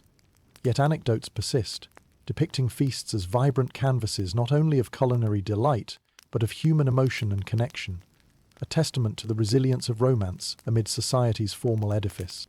As dusky shadows deepen and the laughter subsides to a dreamy hum, allow your thoughts to wander to the many storied connections that were born in such settings. Brief interludes of affection that sometimes blossomed into lifelong partnerships. While the fiery light of love might play coyly with the night, it serves a reminder of what truly binds us, deepening connections to transcend time and circumstance. In the lilt of the Vulcanalia, where warm flames rise in tribute to the forge of emotions and Earth's mysteries, these feasts stand unshackled reminders of Rome's vibrant spirit. Here is where tender glances enkindle ardour amidst whispers of stately promenades and timeless talks, a realm woven within the moonlight's curious embrace. Endearing evermore, as you depart the revels of a Roman romance, let the symphony of wine's whispers and longing sighs guide you onwards, cradling a gentle yearning for connections as durable as history's quiet truths. It is within the folds of such evenings where tales both woven and unwoven impart fleeting reflections, a legacy of love draped infinitely within reverent shadows, willingly shared. For love's expression is forever tendered amid Rome's shared table, filling goblets and hearts alike, through centuries compassionately entwined. As the warm glow of Roman feasting continues to envelop you, it's time to explore the more subtle boundaries within this world of indulgence, those of dietary restrictions and cultural boundaries that underscored the social structures of the Roman Empire. Here, lurking beneath the layers of abundance, lies a fascinating interplay of class distinctions, religious observances, and evolving cultural norms, each contributing to what was served at the table and who had the privilege to partake. Imagine yourself amidst a bustling Roman marketplace, vibrant with traders hawking their goods, from the richest cheeses to the freshest pomegranates. Yet, within this plenitude lies a striking reality. Not every Roman enjoyed the same freedom to taste or indulge in these delights. Dietary restrictions often hinged on one's place in the social hierarchy, whispering nuances that defined class and culture in sometimes subtle notes of exclusion. For the wealthy Roman elite, the dining experience was a portal to the world, a privilege that translated into diverse and elaborate courses, unbound by the limitations that more modest households faced. A mainstream historical fact reveals that the diets of the wealthy could be lavish to the point of excess, incorporating exotic meats and spices that were mere fantasies for the common plebeian. These meals served as both sustenance and symbol, a powerful reminder of one's place within the societal fabric. In contrast, for most ordinary Roman citizens, the fare was simple yet sustaining, anchored by staples like bread, olives, cheese, and occasionally a modest piece of meat or fish. The senatorial decree, while mandating fair grain distribution, could restrict luxury food access, underscoring not just economic divides, but the cultural rhythm beating within Rome's heart. Consider also the dietary laws influenced by religious traditions, such as the Saturnalia, where certain foods were sacrificed to deities, or the occasional abstinence inspired by mysticism or philosophical teachings. These practices sculpted not only the contents of one's plate, but the spiritual narrative weaving through the Roman dining experience. A reminder that here was more than mere ritual, but a conduit between divine and human.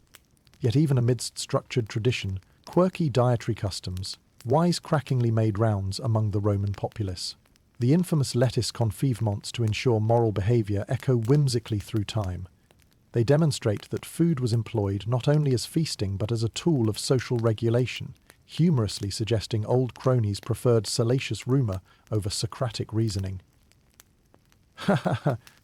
Historians still argue whether such dietary practices were a conscious cultural evolution or an unintended convergence of tradition and availability. Undoubtedly, though, meals became a decipherable script, where humble barley mingled with spiced lungs, blending whispers of necessity with the mirage of industry's eccentricity. Let us not forget the literal barriers of Roman banquets, where strict hierarchical seating arrangements mirrored exclusionary lines at the feast, subtle cues reinforcing not just dietary barriers but broader social divides. In this theatre of taste, seated proximity spoke louder than any decree, serving to underscore the unwritten rules governing these gatherings. As you witness these age-old delineations, you're reminded that the acceptance and sharing of a dish, whether perfumed by saffron or coated with provolonesque honesty, possess symbolic power.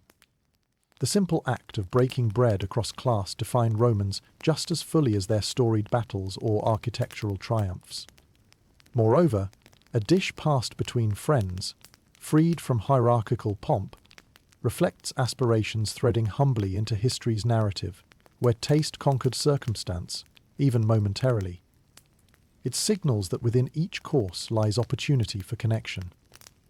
A silent reflection, charted on the very plates crafting memory. As night deepens into the tender glow of Roman twilight, let these gentle reveries guide you toward further glimmers. Within the kaleidoscope of causality crafted in ancient worlds, remember that distinctions melt away amid shared laughter and quiet reminiscence, leaving the essence of what it means to partake. It's a legacy where culture weaves dining tales into life's enduring tapestry, rending souls fondly together across past's placid banquet gloom. And so, as tender thoughts echo through corridors that befriended humanity's fragments long past, gently remember Rome's wisp, a city veiled in both indulgence and distinction, a profoundly grain-born understanding, gleaming softly upon the mosaic evening beside these forever-cared walls. In dining, in unity, the Roman dream bespeaks through timeless fare, crafted amidst moonlit shadows. This choir of gentle plates, eternally unsung. As we journey deeper into the annals of Roman feasting, let's draw back the curtain to reveal the machinery behind the opulence, the intricate market mechanics and, at times, harsh realities that brought such bounty to the banquet tables of the empire. Behind the glamour and richness lie stories of logistics, trade, and occasionally food shortages that reflect a complex dance between abundance and scarcity, underpinning the Roman Empire's culinary aspirations. Picture yourself wandering through a Roman marketplace, a vibrant tapestry of sensory overload where traders haggle with passionate ferocity, shouting the virtues of their fresh produce, spices, and wares. The air is thick with an intoxicating mix of aromas from distant lands, coriander and cumin mingling with the earthy scent of freshly baked bread. It's an arena of organized chaos, revealing both the reach of Rome's influence and the strains of maintaining such an opulent lifestyle. At the heart of this spectacle is the nexus of Rome's mighty trade network, a mainstream historical marvel that brought silk from China, grains from Egypt, and wines from Gaul.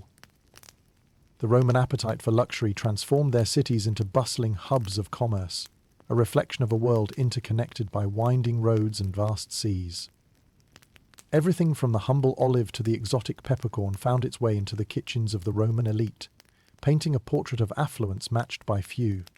Yet, beneath this veneer of excess, lay challenges as stark as they were unavoidable. The reality of feeding an empire often meant contending with logistical complexities that could disrupt this feast of plenty. Seasonal shortages or disrupted trade routes posed obstacles, forcing adaptation and innovation on a culinary stage where expectations were ever high. A curious contrast can be drawn between the plentiful bounty displayed at banquets and the food crises that occasionally gripped the empire. Historians highlight how poor harvests or political turmoil might lead to scarcity, transforming street corners from spaces of vibrant trade to scenes of anxious shortages. These fluctuations in the availability of essential goods not only fueled economic speculation but also impacted the social and political stability of the city. Roman ingenuity, however, often rose to meet these challenges. The annonar system, a state-controlled grain supply, served as a critical safety net, ensuring that the populace remained suffused amid the unpredictability of harvests. Yet, in a quirky twist of Roman pragmatism, even the annonar sometimes struggled against nature's whims or faltering administrative execution, revealing the tension between empire and sustenance. In moments of scarcity, substitutes emerged from creativity. Dishes crafted from legumes and preserved goods, testament to the adaptive spirit that marks Roman culinary history. These times encouraged resourcefulness, drawing upon the empire's diverse resources to weave a narrative of perseverance alongside indulgence. Historians still argue whether Rome's culinary splendor was built on exploitative foundations or sustained by admirable ingenuity and flexibility. Regardless, what remains undeniable is the impact these markets had on the pulse of Roman life, vibrant and vulnerable in equal measure, forever shaping the empire's cultural and culinary legacy. As you stroll through this scene of structured chaos, reflect on the hidden hands that made such feasting possible, the traders, the cooks, and the laborers who toiled to blend logistics with luxury. Behind the allure of a Roman feast lies an immense engine churning through seasons and crises with steadfast resolve, all in pursuit of a well-laid table. When night stretches its soft fingers across the market, let imagination linger on the merchants who fold their stalls into the tapestry of Rome's narrative, adding chapters of their own to the street's echoing stories. It's a delicate romance between feast and famine, the tantalizing reminder that abundance is a privilege sustained through collective effort and an ever-present tension. As the moon casts its silvery light over the silent market, remember this glimpse into the heartbeat of Rome, a world where feasts took shape amidst the flavors brought forth through grit and grace. In each market transaction and each lavish banquet served lies a testament to the resiliency of a civilization, forging connections through every grain exchanged, ever weaving dreams through the balance of plenty and want beneath its overarching sky. As we delve further into the Roman dining experience, we'll now explore how wealth was a defining factor in shaping the rich tapestry of Roman cuisine. In a society where display often rivaled reality, the influence of wealth on taste manifested in both subtle and extravagant ways, marking a dichotomy between those who set trends and the eager throngs who chased them.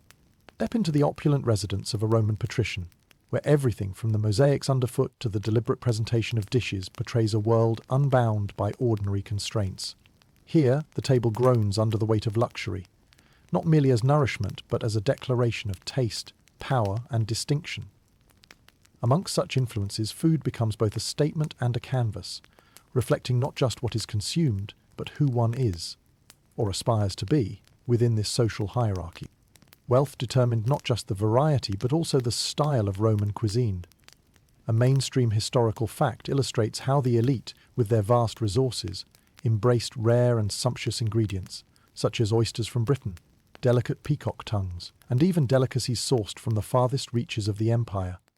These were delicacies designed to impress and inspire awe in guests, a testament to Rome's seemingly unquenchable thirst for the unmatched. Enter into these dining rooms, where the concept of convivia, banquets, unfolds as a menagerie of unparalleled gastronomic feats, each course more exquisite or bizarre than the last.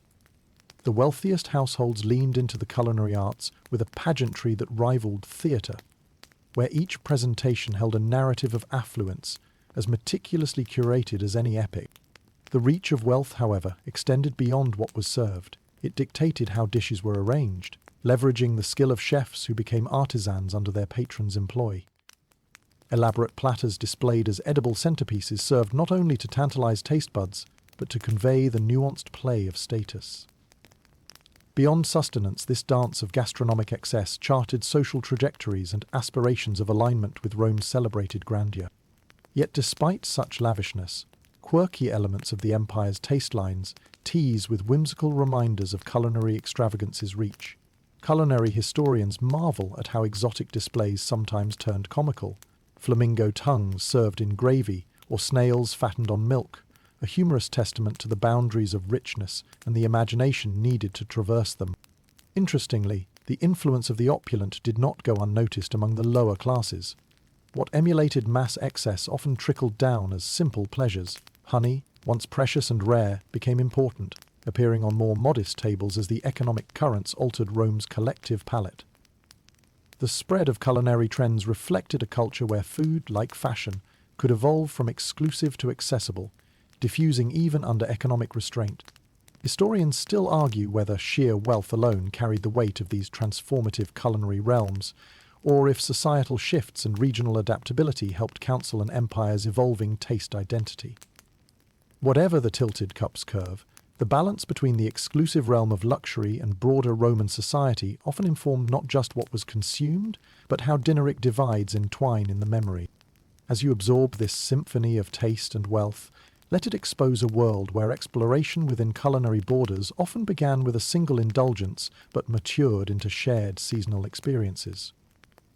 The extravagant tables of Roman elite were not just arenas of ostentation, nor commonplace gatherings subdued into shadowed secondaries, but shared narratives of power, influence, and adaptation, underscored by the din of evolving taste traditions. In the gentle shadows lengthening across the tiled floors, let these stories of riches recall the alchemic transformation that persists in our present, where traces of Rome nestled in recipes continue to remind us of history's influence on modern palate and preference. Permit these ancient influences to escort you through the arcades of time, where wealth and taste change with winds and whirls, crafting tastes vibrant as ever and true as times past. As the night embraces these halls of resonant history, know this: a piece of the empire's heart beats forever within us, murmuring within each bite, linking relics of Rome's culinary gilded leaf to the pages of seasoning and savour held sacred in days ancient and ahead. Now, as the shadows of history deepen, let's step into the sweeter side of Roman feasting, where the artistry of desserts comes alive in an array of delightful indulgences. Romans, known for their love of opulence, extended this passion to the realm of sweets, crafting confections that served as the perfect finale to lavish meals, echoing the sensory satisfaction that permeated their dining culture. Picture the conclusion of a grand feast, where the savoury courses have left guests content and yet yearning for just a hint of something sweet to round off the experience. Enter the Roman dessert scene, a harmonious blend of simplicity and sophistication that caters to the palate's longing for balance and indulgence. Roman desserts were crafted from ingredients both luxurious and accessible. A mainstream historical fact highlights the diversity of Roman sweet treats, often featuring honey as the star ingredient in the absence of granulated sugar. Honey, treasured for its rich sweetness, appeared in various forms, draped over fruits, baked into pastries, and blended into syrups or sweet wine, imparting its golden essence to every dish. Imagine feasting on epiterum, a tantalizingly sweet dish of olives and figs, drizzled with honey and sprinkled with nuts, an ancient precursor to today's more elaborate pastries. The juxtaposition of savory olives and sweet notes of honey represents the Roman talent for creating harmony amidst diverse flavors, a reflection of their broader culinary philosophy of balance. Further enhancing the dessert experience are libum cheesecakes, a beloved Roman delicacy that marries the creamy textures of cheese with delicate honey and floral notes. These cakes, often offered during religious ceremonies or as tokens of hospitality, carry a ceremonial grandeur even in simplicity, satisfying the sweet tooth while bridging culinary and cultural traditions. Yet, amidst these prized confections, the quirkier aspect of Roman desserts beckons. A love for deep-fried pastries and their immediate satisfaction upon being offered. Small fritters, known as globuli, dipped in honey and coated with poppy seeds, capture the spirit of Roman indulgence with their delightful crunch and sweet embrace.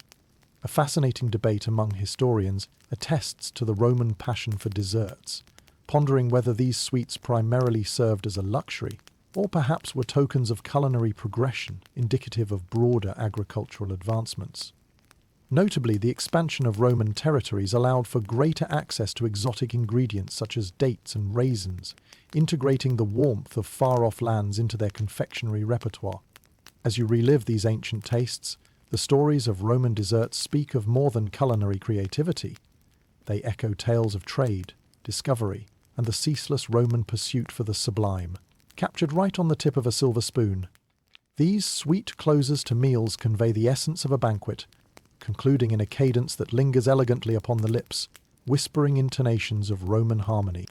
For the everyday citizen, even simpler pleasures sought within the comforting crusts of rustic honeycakes inspired delightful familiarity, building social ties through the shared joy of small indulgences.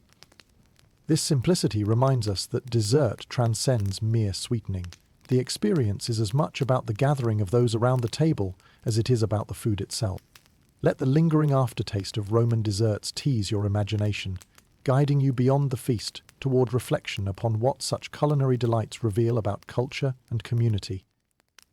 Recognize in these sweet assemblages a symbol of human ingenuity, an offering of warmth and hospitality nestled in each honeyed morsel, forever cherished through time and tide. As the feast of centuries draws its curtain upon you, amidst this gentle symphony of historical flavors, the sweet harmonies that echo across history, feel the pulse of ancient dreams spun in sugar's embrace, threading rivers of delight from Rome's sumptuous tables down to the hearth of today's warm kitchens. And so, as you savor this last note of a Roman feast's grand orchestrations, let the golden trails of history's desserts blend smoothly into your own reflections.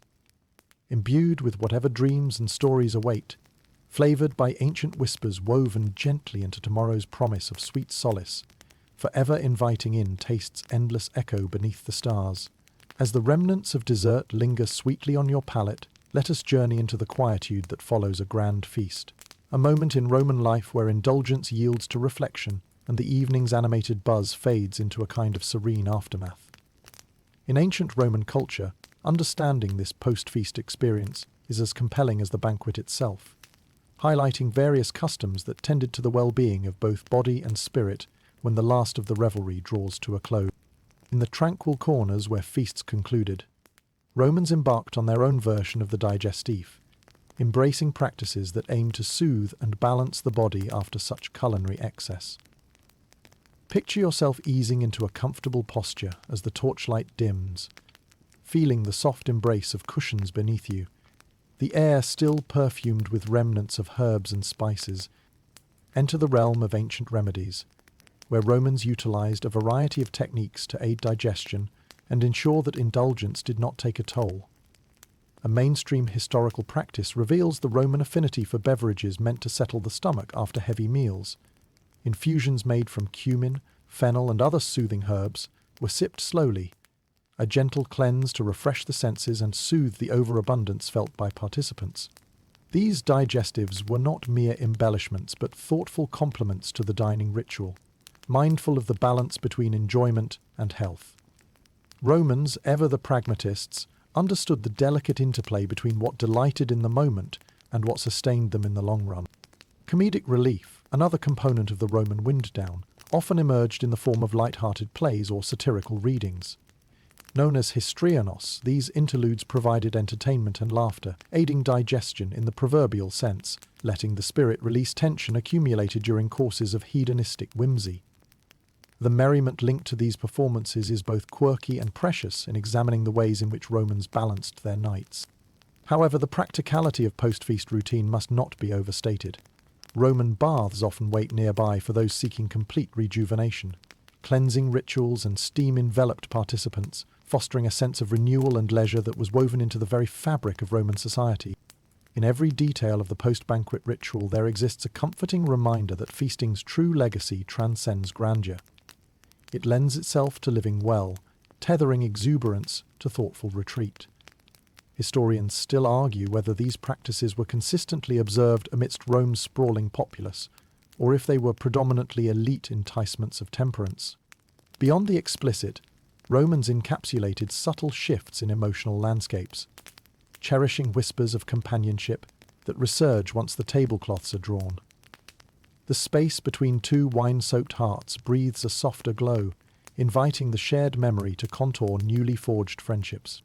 Together with time-honoured remedies, the decline of the feast grants space for philosophical pondering. Among the intellectuals and philosophers gathered under the Roman sky, a simple digestif might transform into a symposium, a musing that traverses tangible and epistemological hunger, satisfied by day's end. As you envision these moments of change, let the smooth, seasoned echoes from ancient hearths soothe your own thoughts, for in each afterfeast rests opportunities for reflection and curiosity. Spaces leaving every presence behind to unwind complexities of celebration into the serene pursuit of continued discovery. Within these hours rests the silent appreciation of life's plenitudes, a pause from indulgence, encouraging you through tomorrow's adventures that wait beyond the horizon. Reflect within, sensibilities rekindled by night's gentle lullaby, as aromas linger, blending through refreshed musings that span across countless Roman twilight gatherings. In the end, through this winding down of fragrant feasts and shared stories, you breathe together a tale simultaneous in comfort and retrospection, nourishing heart and mind in Rome's quiet endearment, etched upon gentle shadows veiling into stars, safeguarding tales till the next night's feast rejoices once more. With the waning of the feast and night's quiet embrace, let us pivot from the comforts of Rome's dining traditions to consider their place in the tapestry of culinary history, a legacy debated and revered far beyond the empire's fall. How does the ghost of Roman feasts whisper into our modern dining rooms, affecting culinary practices today? Journey with me now into the depths of this discussion, where Roman influence lingers as an enduring question. How do these ancient feasts inform our contemporary palate and dining customs? Roman banquets, with their lavish displays, innovative recipes, and social intricacies, have left an indelible mark on culinary history. A mainstream historical fact highlights Rome's antecedent footprint in public and private dining practices. The structured courses, emphasis on presentation, and incorporation of diverse ingredients that continue to echo in today's elaborate dining experiences. Fine dining, as we know it, owes a nod to Rome's penchant for transforming meals into grand affairs, engaging all senses in a performance of taste and texture. Consider for a moment the art of combining flavors from far-flung regions, a skill honed by Roman traders and cooks that thrives anew in our globalized world. Contemporary gastronomy, marked by fusion cuisine, mirrors Rome's embrace of the exotic, effortlessly blending ingredients from diverse cultures into harmonious plates. Through this culinary lens, Rome's bold experiments in taste set the stage for today's thriving landscape of shared flavor. Beyond the art of cooking lies dining's social dimension, a realm where Rome's legacy extends deep into the present. The concept of gatherings centered upon meals, where bonds are forged and alliances secured, remains vividly alive, a tribute to Rome's social currency of convivia and communal feasting. This intricate dance of host and guest manifests in business lunches, celebratory banquets, and familial gatherings, highlighting the subtle yet resilient threads linking us to our Roman forerunners. Yet within these timeless connections lies room for debate. Historians still argue whether our fascination with culinary opulence springs solely from Rome's influence, or whether this legacy reflects broader, cyclical patterns in cultural history. After all, do we dine today as the Romans did because of their immeasurable impact, or because human nature endures in seeking community and comfort through shared meals? Works of Roman dining persist in unexpected modern practices, revealing the empire's softer footprints across today's tables. The pursuit of fermentation, perfected by the Romans, thrives in craft beer and artisanal bread movements, a continuation of the delicate alchemy once whispered from Amphirae. Roman viniculture lives on in wine's global appreciation, a vintage legacy that bridges epochs in remarkable yet effortless elegance. In exploring this indelible Roman influence, let us also wonder at the ways in which subsequent civilizations built upon and adapted these traditions, each adding their own flourish to the enduring symphony of human taste. Whether in the intricate tapestries of medieval banquets or the democratic simplicity of the modern café, echoes of Rome filter through, shaping shared experiences in nourishment and companionship. As we dine, let us savor these connections, acknowledging that our plates bear more than mere sustenance. They carry stories of conquests, explorations, and innovations that knit together the fabric of history. The Roman feast, woven with complexity and charm, grants us passage into a world that transcends time, an eternal dialogue between past and present, steeped in salt, spice, and age-old wisdom. As dusk whispers across a modern landscape, let's cherish Rome's culinary bravery, a beacon through centuries, whose tables have framed untold soliloquies and thriving epilogues. These feasts, whose woodland echoes and candlelit warmth echo into today's ever-hungry world, capture the essence, a reminder that in both taste and companionship lies a history cherished and renewed, serving as our guide to the delicious revelations of tomorrow's feasts. Leaving behind the reverberating echoes of Roman feasts, let us tread briefly into the vast expanse of time to draw parallels between the culinary spectacles of antiquity and the gastronomic endeavours of today. As we delve into the economic and social parallels, the narrative of feasting becomes not merely a relic, but a continuous dialogue with the past, juxtaposing Rome's indulgence against our modern age's culinary spectacles. Imagine yourself meandering through one of today's bustling metropolitan markets, awash with vibrant produce, aromas, and an overwhelming sense of abundance. Here, in every bustling aisle and succulent morsel, echoes of Roman markets emerge, a shared lineage of opulence and necessity underpinning the social narrative of food. One cannot help but draw comparisons between Rome's decadent feasts and the contemporary culinary extravaganzas of our time. Whether through celebrity chefs creating spectacles on television, or the opulent restaurant experiences designed to awe and delight, the drive to astound and capture imaginations with food's presentation and taste has been passed down through centuries. The mainstream historical reflection reveals that our modern obsession with culinary extravagance shares roots with Roman traditions, where opulence was a public affair meant to reflect wealth, power, and cultural reach. In observing these parallels, we also confront the intricate tapestry of style and substance stitched by the invisible threads of economics. In Rome, the extravagance of feasts underscored societal hierarchy, where access to exotic ingredients and culinary skill became a signifier of status. Today, that same pursuit of distinction is visible in the gourmet food industry, which offers personalized dining experiences that evoke status and sophistication comparable to Rome's lofty banquets. Yet amid these grand splendors of modern dining lies a similar shadow to that of Roman times, the economic chasm that divides access to extravagant from essential. Look beyond the gilded dinner tables to the realms of food insecurity and socio-economic disparities that persist, echoes of ancient struggles that continue to resonate within contemporary society. These economic contrasts, much like those that existed in Rome, highlight the complex reality where abundance and scarcity coexist in poignant tension. Historians debate the nature of these persistent social divides, whether they stem from a natural order of civilization's growth or are anomalies mirroring Rome's excess before its decline. Regardless, they demonstrate how food, both as sustenance and statement, remains intricately tied to the patterns of power and privilege. Just as in Rome, our dining experiences today reflect more than just culinary pleasure. They serve as cultural ceremonies that embody community identity and celebrate shared memory. Communal feasting, be it in ancient Rome or in today's holiday gatherings, crafts bonds beyond the tangible, offering a shared experience that transcends time's limitations. Similarly, our penchant for rich global flavors reflects the ancient Roman culinary influence, where blending exotic ingredients with local traditions forged the familiar into something wondrous and new. The diaspora of culinary customs, from street food to haute cuisine, presents a living homage to the ambitious legacy of Rome's eclectic tastes, celebrating cultural exchange and adaptation as timeless virtues. Engage with the culinary cycles forever wavering between history's ripples and contemporary reality.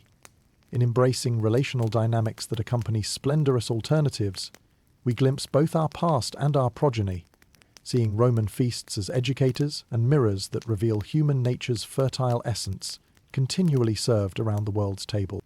As shadows stretch into the embrace of encroaching twilight, let tonight echo recollections of ages past and experiences shared, crafting conversations that slip between centuries like threads weaving through Rome's storied past.